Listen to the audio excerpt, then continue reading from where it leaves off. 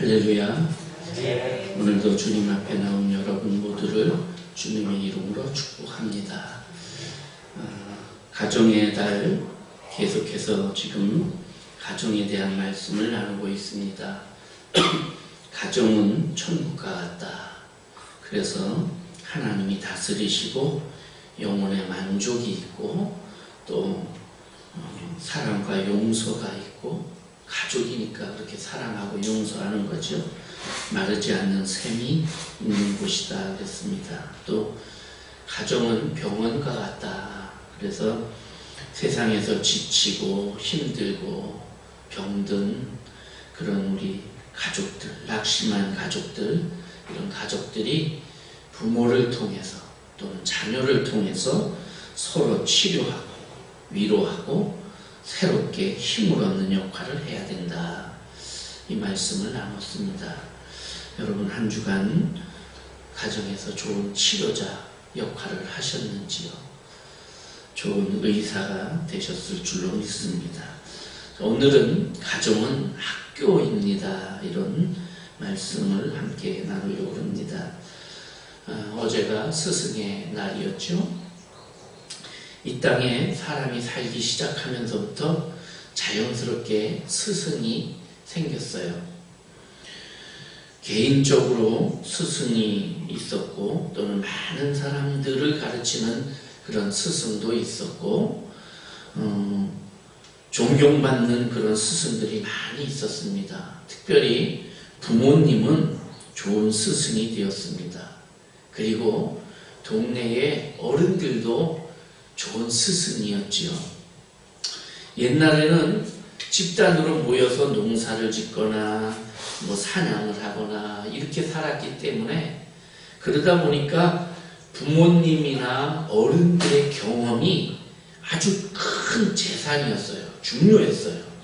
그래서 부모님들의 경험을 따라갈 수가 없는 거예요. 젊은 사람들이. 자, 이렇게 농사 짓는 거야. 이때쯤 되면 이걸 해야 되는 거야. 이 경험을 무시할 수가 없어요. 거의 진리처럼 딱딱 맞아 떨어졌단 말이죠. 그래서 이 젊은 사람들이 어른들을 존경 안 할 수가 없었어요. 왜냐하면 어른들의 경험과 그 지식을 무시했다가는 농사도 잘 안 되고 내가 하려고 하는 어떤 일들이 다 망치기 때문이지요. 그런데 시대가 바뀌었어요. 농사 짓는 그런 이제 시대가 아니고 다양한 직업군을 가진 시대가 되다 보니까 이제는 어른들의 경험이 자녀들에게 큰 도움이 되지 못해요. 오히려 어른들이 자녀들에게 배워야 돼요. 한마디로 핸드폰 하나만 사도 이 어른들은 이걸 어떻게 써야 될지 몰라 쩔쩔맨단 말이에요. 그러니까 자식에게 가서 야 이거 어떻게 하는 거냐? 문자는 어떻게 치는 거냐? 그러면 이렇게 해야 된다고 이렇게 가르쳐줘요. 지금은 어른들의 그 지식이 소용이 없어졌어요. 거의. 자, 그러다 보니까 우리 자녀들이 자연스럽게 부모에 대한 어른들에 대해서 존경심이 떨어지는 거 사실이지요. 그리고 부모님들을 조금 얕보게 되는 것도 사실이고요. 부모님들의 지식, 부모님들의 경험 이거 다 나랑 상관없는 게 돼버린 거예요. 그러니까 부모가 더 이상 스승의 역할을 못하는 거예요. 어른들이 스승의 역할을 못해요. 그런데다가 우리 어른들이 그러면 자녀들에게 바르게 사는 모습이라도 좀 보여줬으면 그래서 또 달라졌을 거예요. 우리 부모님은 비록 지식은 핸드폰은 나한테 배워야 되지만 참 올곧으신 분이야. 참 정직하신 분이야. 바른 분이야. 이러고 존경할 텐데 부끄럽게도 우리 어른들이 그런 걸 못 가르쳐 줬어요.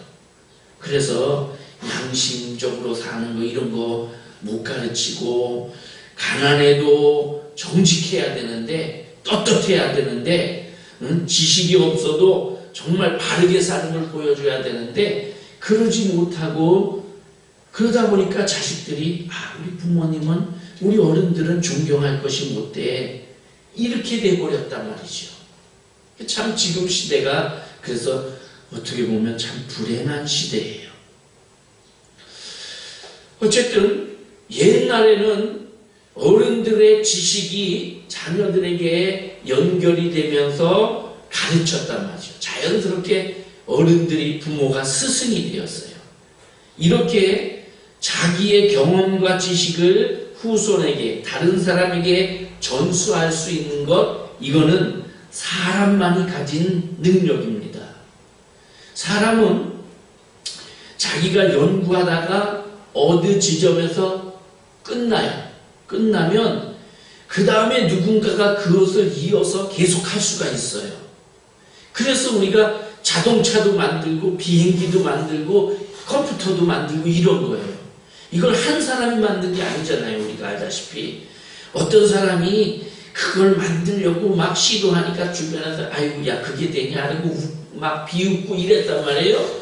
그랬는데 그러다가 만들다가 실패하고 이래서 그런 것을 또 누군가가 내가 해볼까 하고 이어서 하고 하다 보니까 그것이 만들어져서 지금 시대가 됐죠.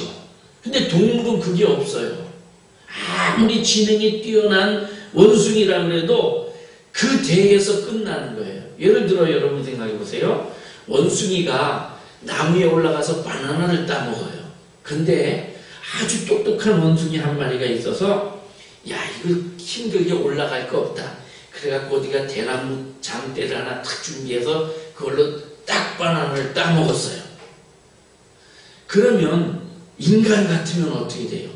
그 다음날부터 모든 인간이 다 이 대나무 작대기를 들고 바나나 따러 갈 겁니다. 산으로. 그죠? 근데 원숭이는 그게 없어요. 그 원숭이는 그걸 그렇게 따먹지만 다른 원숭이들은 그걸 부러워만 하고 쳐다만 보는 거예요. 그러니까 지식이 전달되고 연결되는 그런 능력이 없어요. 그래서 인간은 하나님 형상대로 창조된 거예요. 그래서 인간이 원숭이가 진화돼서 사람이 되었다 이게 안 맞는 거예요. 아무리 그걸 주장을 하고 여러 가지 그럴듯한 이유를 대도 안 맞아요. 그거는 동물에게는 본능만 있어요. 그래서 배우지 않아도 동물은 전수해 주는 게 있습니다. 예를 들면 후손을 이어가는 그런 종족 번식의 본능이 있어요. 그리고 이 새끼를 낳으면 이것을 보호하고 젖을 먹이고 기르는 그런 본능은 있어요. 그 하나님이 그 본능 속에 그런 DNA를 심어 놓으셨기 때문이에요. 그런데 인간은 그 본능 이상의 지식이 자꾸 쌓여가는 거예요. 그래서 어제보다 오늘보다 내일 점점 더 좋은 환경 속에서 자녀를 기르고 가족을 살리고 이렇게 되는 거죠. 자, 100년 전에 흙더미 속에서 새끼를 낳아가지고 그 새끼가 그냥 막 흙덩이 등에 뒹굴르면서 태어나는 이런 동물이 지금은 어때요? 지금도 똑같이 그래요. 흙더미 속에서 태어나가지고 흙 묻히고 그렇게 해서 태어난단 말이죠. 100년 전에 저 미르나무 꼭대기에 까치가 나무를 주워다가 얼기설기해서 집을 지어놓고 거기다가 알을 까요. 그래서 알을 품어요. 바람이 불면 바람이 숭숭숭 들어오고 비가 오면 비를 맞으면서 그렇게 해서 새끼를 부화를 시켰어요. 그러면 100년이 지난 지금 어때요? 지금도 그래요. 자, 인간은 안 그래요. 100년 전에 저 흙더미 속에서 아기를 낳았다면 지금은 점점점 발전해서 그래서 좋은 곳에서 지금은 아주 아늑한 곳에서 이렇게 자식을 낳고 있단 말이죠. 100년 전에 동굴 속에서 아니면 얼기설기 지어서 까치집 같은 그런 집을 짓고 살았던 인간이라면 지금은 좋은 아파트를 짓고 궁궐 같은 집을 짓고 좀 더 멋있고 좀 더 편안하고 좋은 집에 살고 있잖아요. 이것이 동물과 인간의 다른 거예요. 동물에게는 스승이 없어요. 독수리가 자기 새끼를 낳는 법을 가르친다. 사자가 자기 새끼에게 사냥하는 법을 가르친다. 이거 다 본능적으로 가르칠 뿐이지 인간처럼 어떤 지식이 쌓여서 가르치는 게 아니에요. 그렇게 친다면 스승이라는 단어는 인간만이 가진 단어라는 것이지요. 처음에는 부모가 스승이 되었겠지요. 그리고 이웃 어른들이 그러다가 글자를 발명하면서 글자를 통해서 사람들이 점점 지식이 넓혀지고 또 훌륭한 분들을 모셔다가 내 자식을 좀 더 지식 있고 훌륭하게 가르쳐야겠다 해서 스승으로 모시고 그러다가 학교라는 제도가 생기고 학교를 통해서 공부를 가르치고 또 책을 써서 책을 만들어서 그 책을 통해서 나는 그분을 못 만났어도 그분이 쓴 책을 통해서 지식을 전달받고 이렇게 되는 거죠. 그런데 이런 모든 것이 처음으로 일어나는 기초적인 곳이 바로 가정이라는 곳이라는 겁니다. 그러니까 가정이 교육의 처음 시작하는 장이요. 교육이 제대로 이루어지기 위해서는 가정이 온전해져야 된다 하는 거예요. 교육에는 세 가지 요소가 있습니다. 스승과 학생과 교재. 이 세 가지 요소가 있어야 교육이 이루어진다 그래요. 그러면 가정에서 스승은 누구겠어요? 부모겠죠, 물론. 근데 부모만이 스승이 아니에요. 자식도 때로는 스승이 돼요. 부부간에도 서로 스승이 되는 거예요. 또 그러면 제자는 누굽니까? 학생은. 역시 자녀가 학생일 수도 있고 또는 부모가 학생이 되기도 하고 부부간에도 학생이 되죠. 그 교재는 뭐냐? 교재는 부모의 지식과 경험과 생각과 이런 거, 부모가 자식을 위해서 희생하는 이런 거, 용서하고 사랑하는 거, 이런 것들이 다 교재가 될 수 있죠.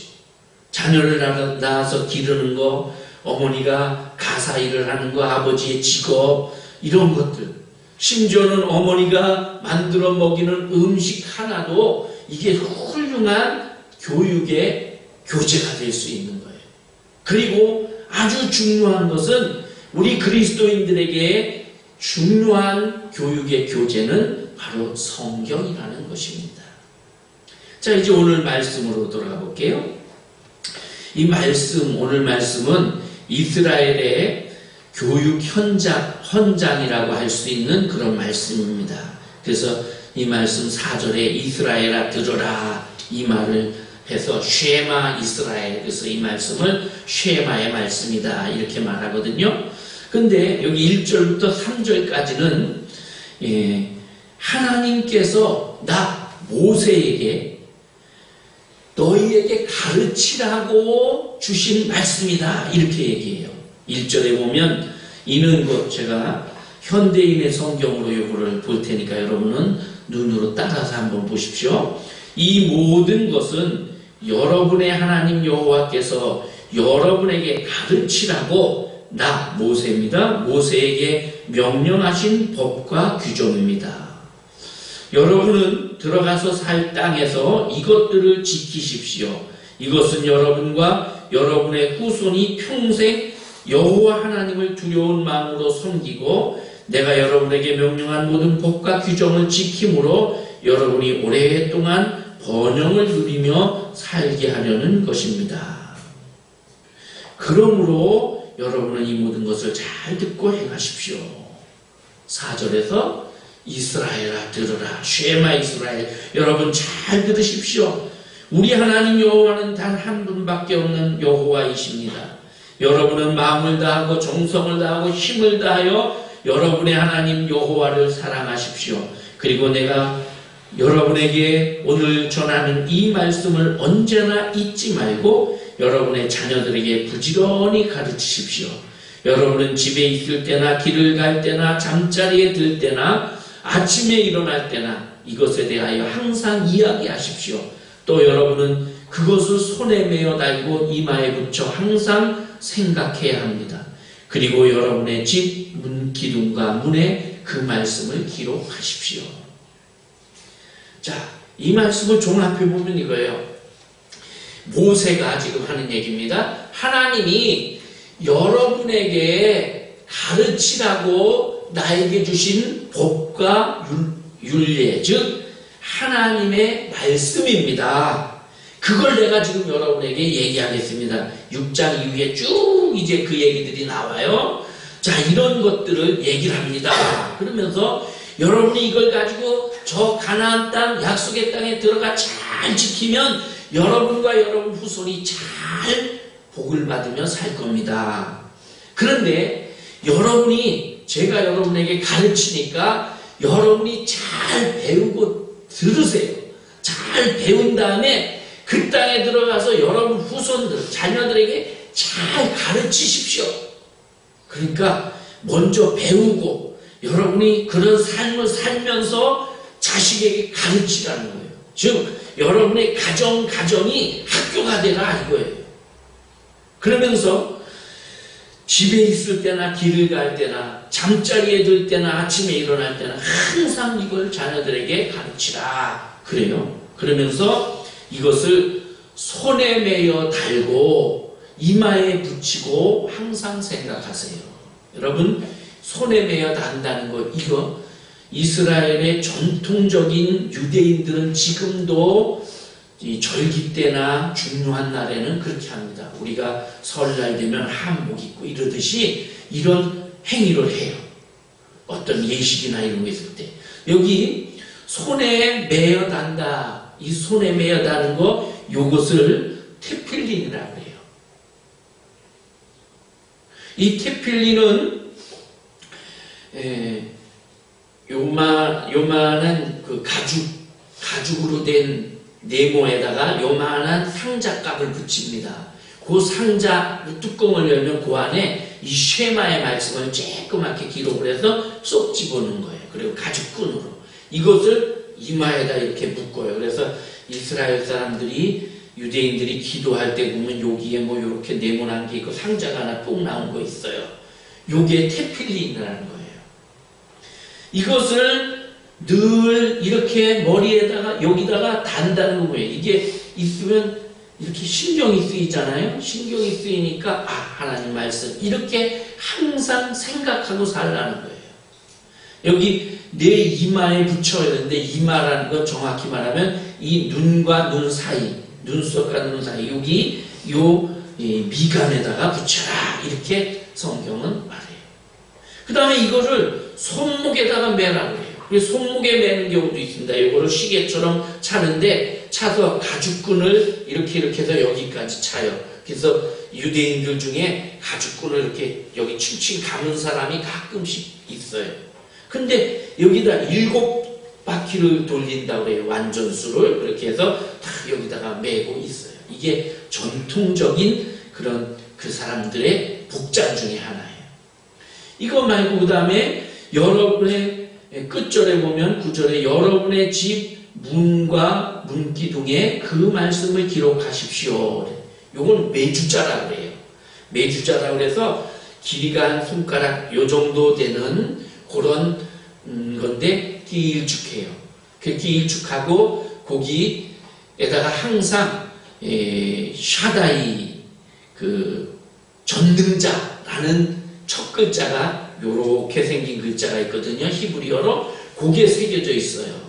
그게 새겨져 있는 그게 길쭉한데, 이거를 나무로 만들기도 하고 또는 뭐 돌로 깎기도 하고, 또 부잣집은 옛날에 상아로 만들기도 했고 노수로 만들기도 했고 이래요. 또는 이 도자기식으로 굽기도 했고, 이렇게 모양이 다양합니다. 네모난 것도 있고 약간 둥근 모양도 있고, 요거를 대문에 요렇게 항상 비스듬하게 또는 일자로 그거를 붙여놔요.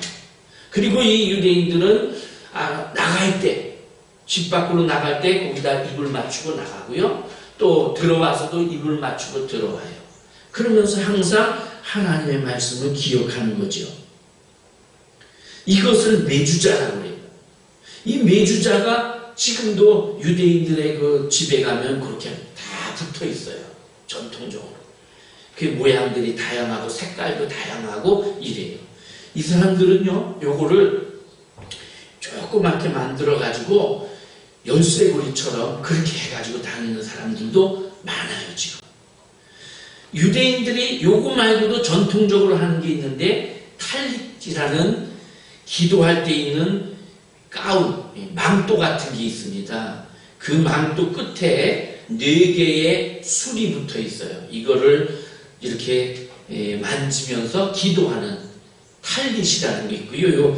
요 술을 찌찌드라고 해요. 그래, 찌찌드라고 그러고, 그 다음에 언젠가 얘기했듯이 기도할 때 쓰는 빵모자 있죠? 이 빵모자, 키파라고 하는 거, 이런 것들이 유대인들의 특징이에요. 그런데 지금 오늘 말씀에서 이것들, 테필린과 그 다음에 메주자, 이것을 만들어서 이마에도 붙이고 손목에도 감고 문 앞에 대문에다가 기둥에 붙여놓고 그러면서 항상 이 말씀을 기억하고 집에서 너희 가정이 학교가 되어서 끊임없이 가르치라. 부모들이 먼저 배우고 자녀에게 가르쳐라. 이렇게 명령하고 있는 것입니다. 이 명령은 지켜도 되고 안 지켜도 되는 게 아니고 명령이기 때문에 지켜야 되는 거예요. 부탁은 들어줘도 되고 안 들어줘도 되는 거지만 명령은 지켜야 되는 거예요. 그래서 하나님이 꼭 지켜라 이렇게 오늘 말씀을 통해 우리에게 교훈하시는 겁니다. 그럼 가정이 학교다.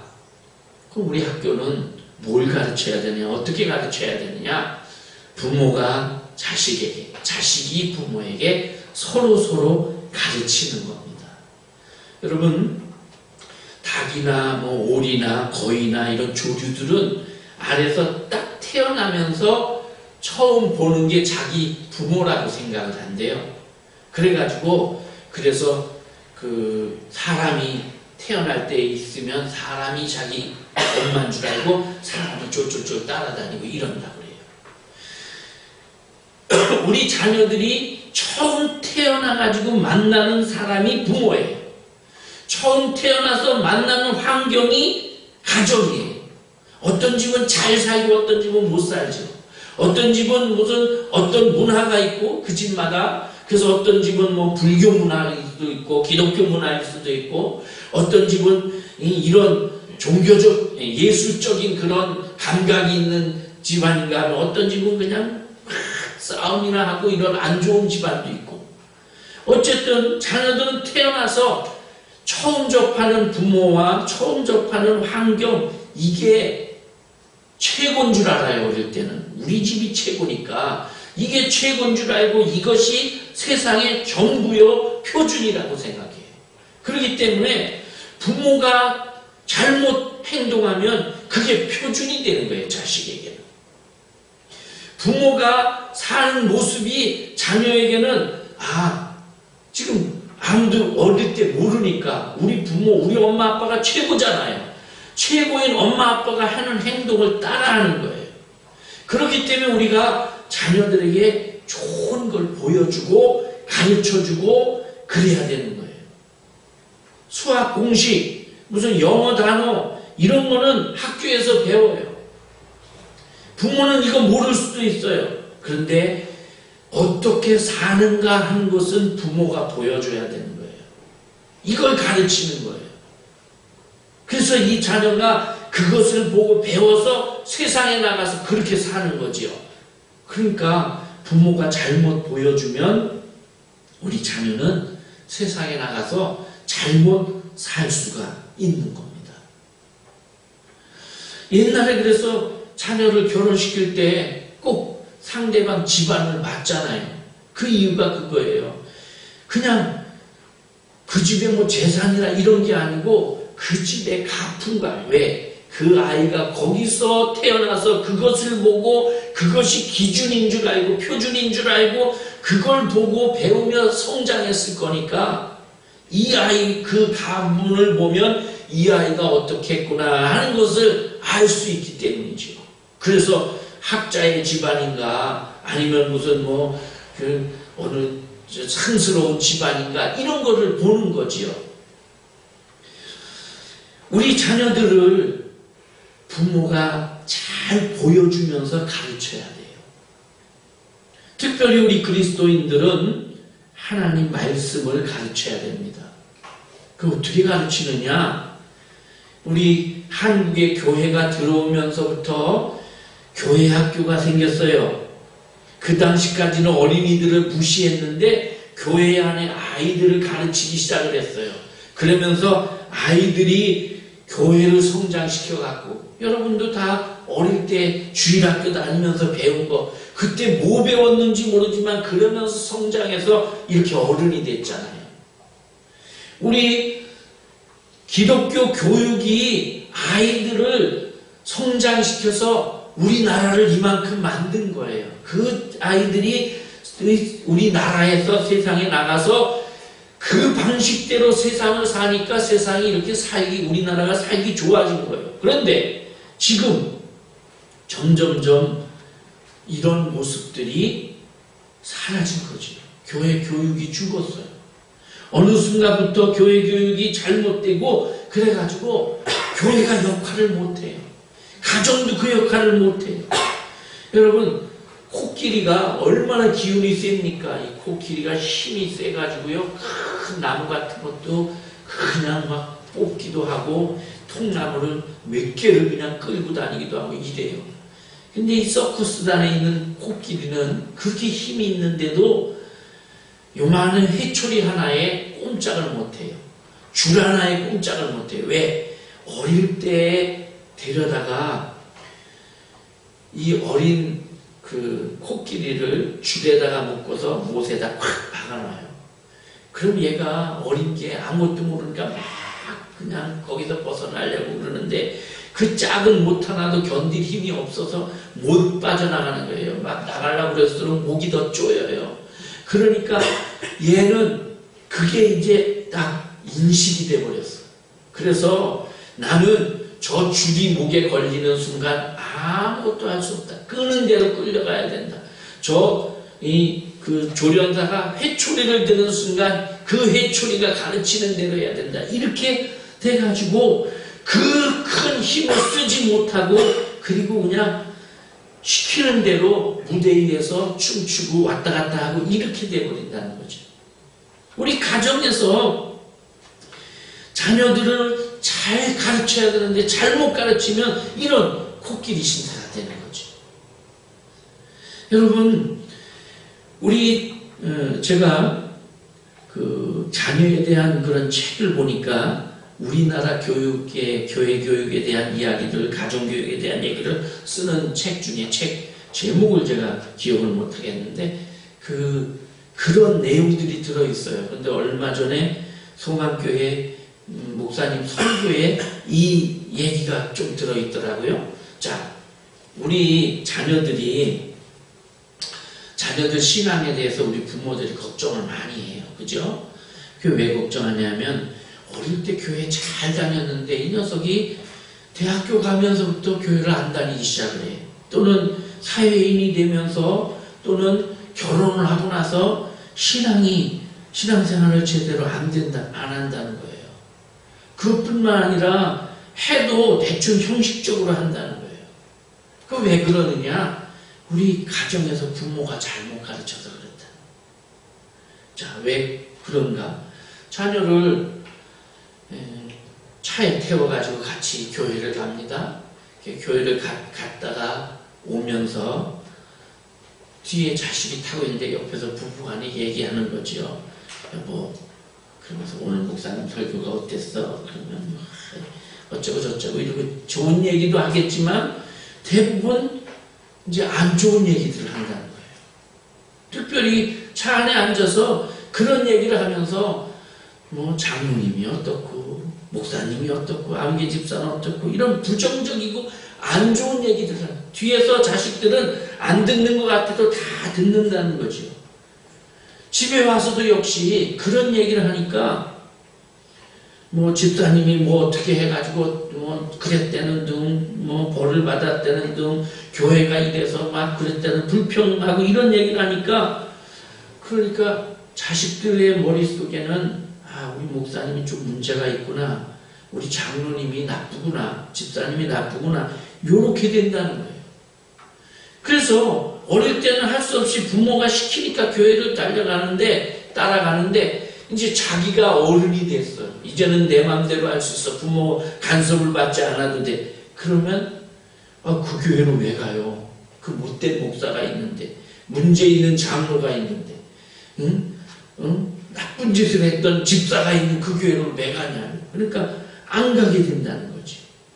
그러다가 특별히 그래도 그냥 형식적으로 교회를 다니는데 어떤 집사가 하는 행동을 보니까, 야, 저 집사 우리 부모님 말에 의하면 나쁘다 그러더니 역시 그렇구나, 이러면서 문을 탁 닫아버린다는 거죠. 또 하나 이유는 교회 갔다 오면서 자녀들에게 잔소리를 한다는 거예요. 평소에 자녀들하고 만나서 대화할 시간이 없으니까 차에서, 야, 너 엄마 요새 공부 좀 잘해? 이러면서 뭐 얘기를 하는데 이 아이는 집에 있을 때는 그렇게 얘기를 하면 그냥 조금 듣다가 스그머니 지방으로 가거나 밖으로 나가거나 안 들고 피하면 되는데, 차 안에서 교회 갔다 오는 30분 또는 1시간 동안 꼼짝없이 그 얘기를 들어야 돼.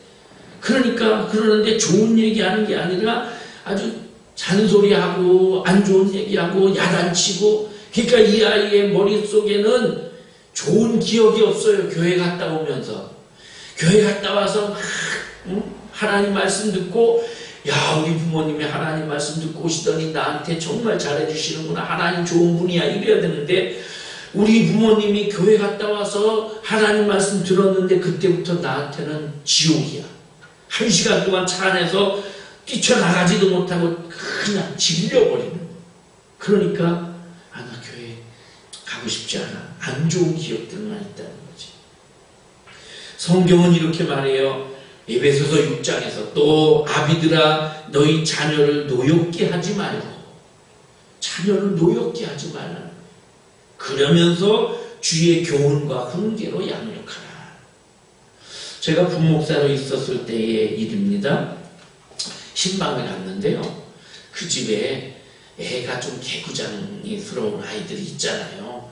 또 누가 오면 더 말 안 듣는 아이. 근데 그런 애가 그 집에 있는데 이제 집사님하고 이렇게 상담하고 이렇게 얘기도 하고 옆에 있는 권사님들하고 이렇게 같이 얘기를 하고 이러는데, 얘가 자꾸 말을 안 듣고 좀 말썽을 피니까 그 집사님이 그러는 거예요. 야, 너 조용히 해. 너 그러면 목사님이 이놈한다. 이러는 거예요. 그러니까 이 아이는 그때부터 겁을 먹고 제 눈치를 보면서 슬슬 피하는 거예요. 그래서 제가 이거 아니다. 그래서 제가, 집사님 그렇게 얘기하시면 어떡해요? 제가 왜 얘한테 이놈합니까? 저 그렇게 나쁜 목사 아니에요. 이놈은 집사님이 엄마로서 해야 되는 거지. 내가 이놈 하면 얘가 저 목사님은 이놈하는 목사님. 그 다음 교회 와서도 나 안 보려고 그러고, 봐요, 지금도 저렇게 피하잖아요. 그러지 마세요. 저는 이놈하는 목사가 아니에요. 그거는 엄마가 하셔요. 엄마가 하면 얘는 엄마니까 노여워하지 않지만, 내가 그러면 그 다음부터 교회 오기도 싫을 거 아니에요. 저 이놈하는 목사가 딱 서 있는데. 그러니까 그러지 마세요. 그러면서 제가 느꼈어요. 그래서 늘 제가 젊은 성도들 교육할 때, 부모 교육 같은 거 할 때, 이럴 때 이 얘기를 꼭 합니다. 여러분, 자녀들 앞에서 절대로 목사님 흉보는 거, 장로님들, 집사님들 흉보는 거 하지 마세요. 부부간에 어떻게 얘기하면서 숨길 건 없으니까 우리 목사님 왜 그러신데, 우리 집사님 왜 그러신데, 이럴 수는 있어요. 그런데 자녀들 듣는 데서 절대 하지 마세요. 특히 교회 중직자는 더 그래요. 교회 중직자는 교회에 깊이 있는 얘기까지 다 알아요. 근데 자녀들은 그런 거 몰라요. 그냥 교회 전체적인 것만 아는데, 교회 중직자들 당회에서 있었던 일, 재직회에서 있었던 일, 이런 거 가지고 와서 집에 와서 그렇게 이렇게 했다 이러면 얘기를 하면 아이들은 들으면서, 야, 정말 우리 엄마 아버지 좋으신 우리 엄마 아버지가 얘기하는데 그걸 들어보니까 목사라는 사람이 저거 목사 같지가 않고 사기꾼 같아. 장로가 저거 완전히 깡패야. 집사라는 사람도 못됐어. 이렇게 생각을 하는 거 아니에요. 그런데 어느 날 그 목사가 사기꾼 같다는 그 목사가 집에 신방 왔어요. 그럼 그 말이 들리겠어요? 응? 그렇게 안 좋게 얘기한 그 집사님이 집에 놀러 왔어요. 여러분 같으면, 여러분이 자녀라면 그 옆에 앉아있고 싶겠어요? 무슨 일을 당할지 모르는데, 그러니까 피하게 되는 거지요. 그 교회에 나가고 싶겠어요? 어른들은 체면 때문에 그냥 꼴보기 싫어도 옆에 앉아서 할 수 없이 있지만 애들은 안 그래요. 애들은 참지 못하고 그냥 피하고 안 본다 그러고 그렇게. 그러니까 자녀 교육이, 자녀들이 교회를 멀리하게 된다는 거죠. 자녀 교육 잘 해야 돼요. 또 하나는 부부간에 서로 가르쳐야 돼요. 자녀에게 부모가 가르치고 그러지만 또 부부간에도 서로 가르치는 학교가 가정입니다. 여러분, 부부는 서로 다른 환경에서 태어나서 그래서 사랑으로 맺어진 그런 가정이잖아요. 처음 결혼하고 나서는 사랑 때문에 약점이 안 보이지요. 그래서 그냥 잘 사는데 1년 정도 지나면 이제 우리 눈꺼풀이 벗겨졌다고 어른들이 그렇게 점점 약점이 보이고 그 사람의 잘못된 것들이 보이기 시작을 해요. 결점이 점점 보이면서 그래요. 그래서 싸움도 자꾸 그것 때문에 막 이렇게 저렇게 서로 잔소리도 하고 비난하게 되고 그래요. 그래서 가정이 이루어지고 3년 정도 돼서 이혼하는 비율이 가장 높다고 해요. 1년 정도 지나면서 서로의 결점이 보이기 시작하고 그러면서 1년 정도 서로 아웅다웅하고 다투고 그러다가 잘 참고 해결이 되고 이러면 좋은데 그러지 못하면 이제 나머지 3년 차에 들어가면서 갈등하다가 더 이상 못 살겠다 이렇게 된다는 거예요. 근데 사실은 서로 다를 수밖에 없어요. 이거 서로 이해하고 서로 가르치고 배우면서 가정을 이해하고 가정을 이루어가는 거예요. 옛날 우리 부모님 시대에는 무조건 여자가 참았어요. 그래서 여자가 참고 아버지들이 그냥 하라면 하는 대로 그러다 보니까 화가 확 속에 담겨 있었죠. 근데 지금 시대는 그렇지 않아요. 서로 양보할 거 서로 양보하고 서로 이렇게 배우면서 가르쳐야 된다는 거예요. 남자와 여자가 근본적으로 삶이나 생각의 구조가 다릅니다. 남자들은 즉흥적이고 공격적이고 단순해요. 여자들은 속으로 깊이 생각합니다. 남자들은 말이 적어요. 그래서 뭘 얘기를 하면 그냥 그래 이러고 끝이에요. 당신 오늘 어땠어? 이러면 좋았어. 이걸로 끝나요. 오늘 동창 만났다면 어때? 그러면 그 친구 잘 살고 있는 것 같아. 이러고 끝나요. 근데 여자들은 안 그래요. 한번 오늘 어땠어? 이러면 적어도 30분 이상 오늘 얘기가 된다. 동창 만났어. 그냥 나 오늘 동창 만났어. 남자들은 그리고 잘 사는 것 같아. 1, 2분이면 끝났는데 여자들은 10분이 지나도 아직 집에서 안 나갔어. 그 정도로 말이 많아요. 근데 이게 이상한 게 아니고 그 특성이라는 거죠. 이거 서로 배우면서 살아야 된다는 거예요. 부부에 대한 책들이 시중에 많이 나와 있어요, 지금. 그 중에 하나가 화성에서 온 남자, 금성에서 온 여자 이런 존 그레이가 쓴 책입니다. 지구를 중심으로 금성과 화성. 그래서 남자는 금성에서 왔어요. 태양 가까이에. 그러니까 뜨거워요. 여자는 차가워요. 냉정하게 생각을 해요. 이게 남자가 뜨겁지 않아. 육체적인 어떤 것은 남자가 더 뜨거운데 여자가 더 뜨겁단 말이에요. 변화무쌍하단 말이지. 예, 거기에 이런 얘기들이 있어요. 남자는 집에 오면 조용히 신문을 읽거나 축구 경기를 보고 싶어 하는데, 금성에서 온 여자는 화성인들과 대화를 나누면서 그러면서 감정의 교류를 갖고 싶어 한다. 아내는 말을 거는데 남자는 조용한 게 좋으니까 그냥 시큰둥하게 대답을 하니까, 또 남편은 남편대로 자꾸 말 시키는 아내가 귀찮고, 대답 제대로 안 해주는 남편이 또, 아내는 그게 또 속상하고, 이렇게 된다는 거죠. 화성인 남성은 내가 나 좀 도와줘 이러지 않았는데 누가 옆에서 도와준다 그러면 나를 무시하나? 이렇게 생각한다는 거예요. 근데 여자는 내가 쩔쩔매고 있는데 옆에서 안 도와주면 화가 나는 거지. 이게 달라요. 남자는 도와주면 화가 나요. 내가 할 수 있는데 이 자존심 상해하는 거고요.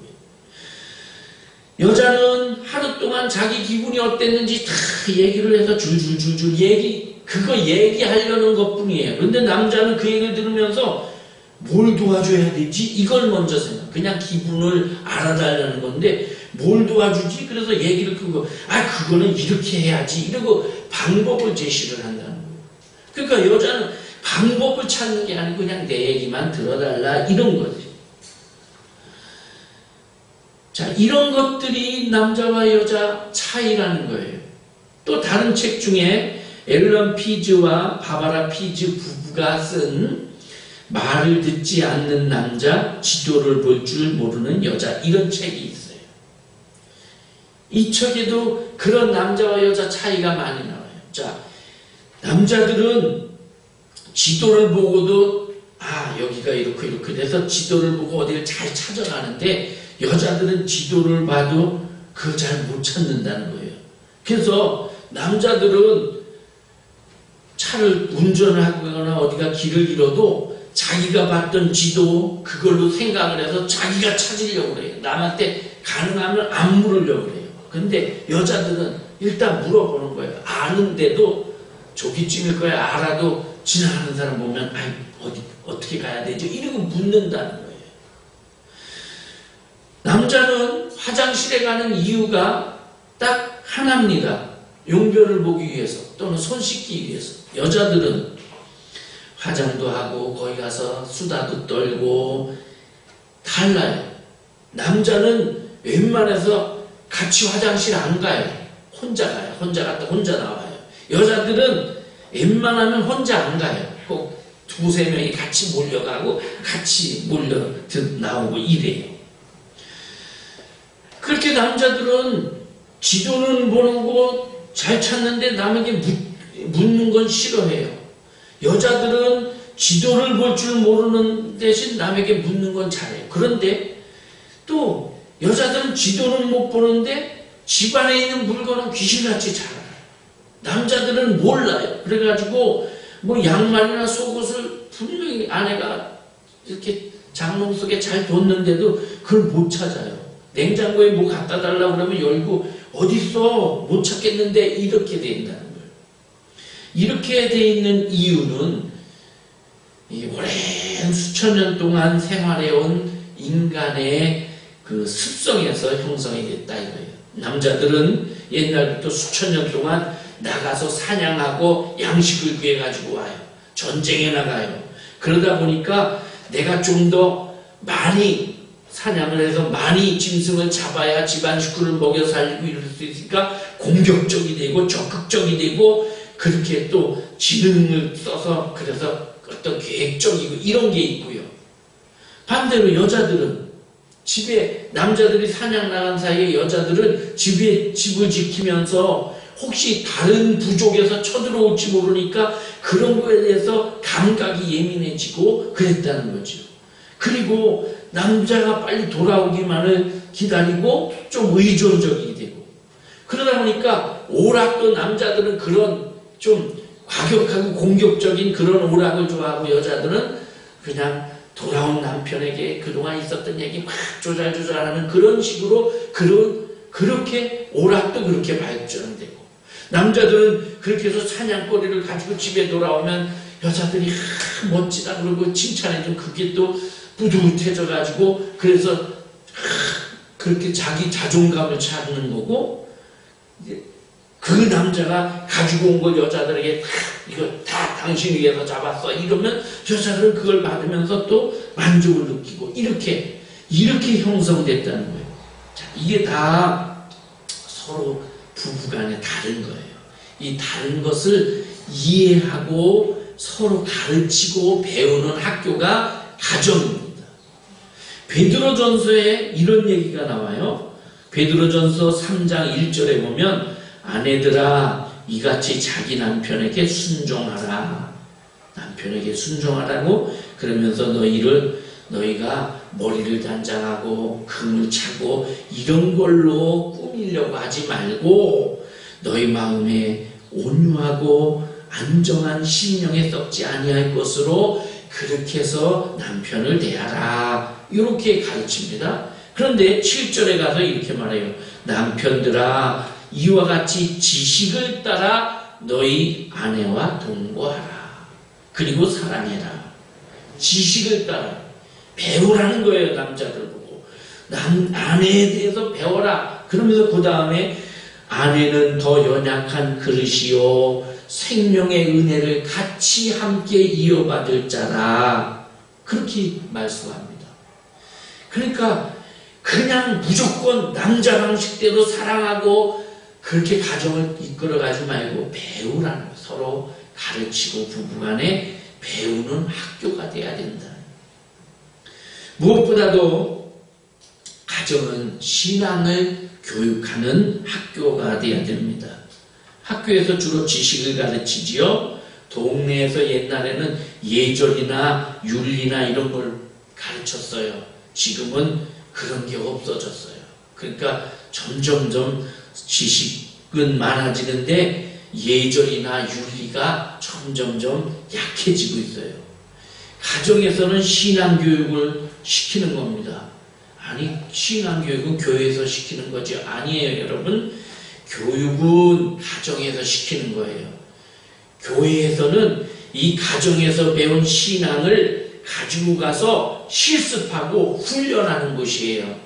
가정에서 기도해라, 예배드려라, 찬송해라, 봉사해라 이런 신앙 교육을 가르치면 그걸 가지고 교회에 가서 예배도 드리고 찬송도 하고 봉사도 하고 실습하는 곳이에요. 근데 가정에서 제대로 교육이 안 돼 있으면 교회 가서 실습을 제대로 못 해요. 그래서 예배를 제대로 못 드리고 교회 봉사 제대로 못 하고 이렇게 되는 거예요. 그래서 가정은 우리 자녀들을 신앙교육 시키는 곳이에요. 이것을 교회 가서 실습해보고 집에서 배운 거하고 좀 다른데 그 집에 와서 부모님하고 이렇게 또 의논하고 그러면서 그렇게 만들어가는 거예요.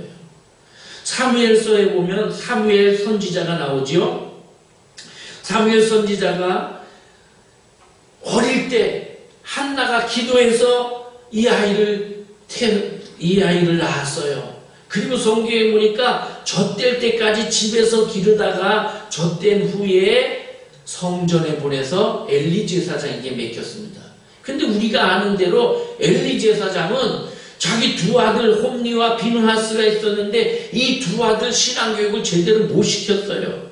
그래서 성경에 보니까 엘리 아들들은 불량자라 여호와를 알지 아니하더라. 하나님을 제대로 알지를 못했어요.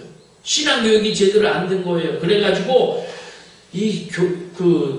백성들이 가지고 오는 재물 중에 제사장의 몫이 있거든요. 제사를 다 드린 후에 제사장 몫을 주고 또 본인에게 주는 것도 있고 태워버리는 것도 있고 이 종류가 있는데, 그런데 가지고 오면 쓱 보고 통통하게 맛있게 생긴 부분 그걸 빼낸단 말이에요. 그러니까 백성이 아니 아직 제사도 안 드렸는데 됐어 이거 먼저 빼고 이거 제사장 몫이야 이거 빼내고 그렇게 했단 말이에요. 하나님의 제사를 멸시했다고 성경에 기록되어 있어요. 뿐만 아니라 성전에서 수종드는 여인들과 동침했어요. 엘리 제사장이 그걸 알고도 혼내기는커녕 그러지 마라 이러고 끝내버렸어요. 자, 그런데 사무엘은 그런 엘리 제사장 밑에서 위대한 선지자요, 사사요, 이스라엘의 지도자로 그렇게 성장했어요. 왜 그랬느냐? 사무엘의 신학을 성전에서 엘리에게 배운 게 아니에요. 어릴 때 한나에게 배운 거예요. 한나에게서 젖대기까지, 그 젖대기까지 학자들이 생각할 때 젖을 보통 3살에서 5살 사이에 뗍니다. 그렇게 지금은 뭐 일찍 떼고 다 이유식을 먹이는데 옛날엔 그런 게 없으니까 늦게, 뭐 제가 어릴 때도 보면 초등학교 들어가기 직전까지 젖 먹은 아이도 있고 이렇잖아요. 그러니까 그래서 성전에 갔을 때 나이가 7살쯤 되었다고 이렇게 학자들은 봐요. 7살 때까지, 그때까지 이 아이를 집에서 기르면서 신앙의 교육을 한 거예요. 이 사무엘이 그 신앙을 교육을 받은 걸 가지고, 그리고 엘리 제사장 밑에 가서 실습을 한 거예요. 제사를 드리고, 하나님 앞에 어떻게 해야 되는 거, 이런 거, 기도하는 거, 이런 거 다 1년마다 옷을 지어가지고 제사장 선물을 사가지고 이래가지고 와서 제사장에게 드리고, 이 사무엘을 만나면서 엄마가, 야, 너 그동안 이렇게 했니? 신앙생활을 다시 점검해주고 이렇게 됐던 거예요. 그래서 가정은 신앙교육 시키는 곳이라는 거예요. 애들은 부모님을 따라하는 습성이 있어요. 그래서 부모님들이 하는 대로, 냉수도 못 마신다고 그러잖아요. 애들 보는 앞에서. 그러니까 우리가 자녀들에게 신앙의 본보기를 보여줘야 돼요. 형식적으로라도 성경 읽는 흉내라도 내고, 기도하는 흉내라도 내고, 그래야 우리 부모님이 성경을 읽으시는구나, 기도를 하시는구나, 이렇게 볼 거 아니에요. 부모는 하나도 안 하면서 자식들에게만 하라고 그러면 자식들이 안 되지요. 구약 성경에 자주 보는 구절이 있습니다. 아브라함의 하나님, 이삭의 하나님, 야곱의 하나님. 이게 뭐예요?